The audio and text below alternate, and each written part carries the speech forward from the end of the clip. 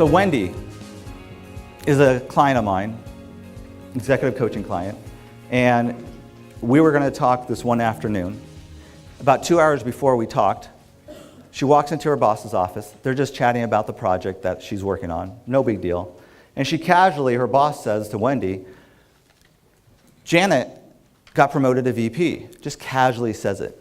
Now Wendy externally, she's like, everything's fine. Let me get out of this meeting soon because I'm kind of done. Internally, she's freaking out. So she leaves. We talk on the phone an hour and a half later. First thing she says to me, she says, I am so pissed right now. She says, I've been in this company for 17 years and I'm ready to quit. I said, what happened? She says, this person, Janet, got promoted, and I don't even want a promotion, but I run circles around Janet. I work 12, 14 hours a day. She works 8. I produce twice as much as she does. My team produces twice as much as she does. I get more results. And here she is. That makes no sense to me. I feel completely undervalued. And she was pissed. Now, the interesting thing that happened is after a few sessions, we talked about this for about a month, we unraveled it, and what became clear is that Janet was really good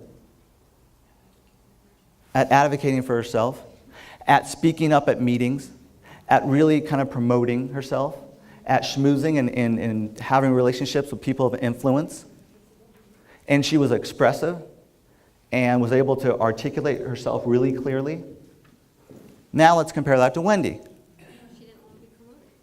Wendy wanted to be promoted, actually. But, well, see, that's the thing. She wanted to be promoted, but she didn't want to admit that. I think someone just said a closet promoter. So she didn't want to admit it because in her mindset, she was like, Joel, most of my career, I let my work speak for itself. And if I do that, everything's worked out just fine for me so far. The minute this happened with Janet, it was like a complete shift happened.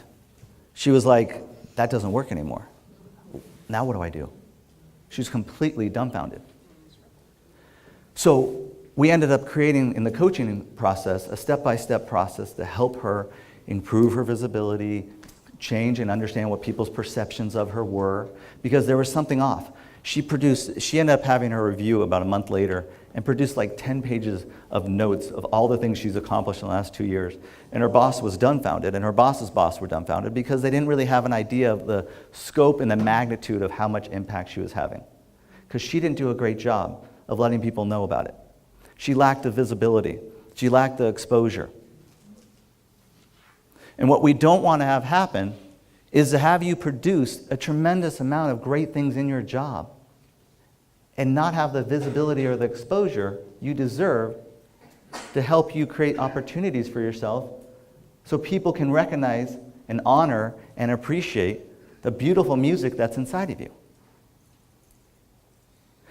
Now you might sit there and feel some resistance about this, but why in the world are we spending 100,000 hours in our lifetime at our jobs? Shouldn't we get as much out of it as we put into it?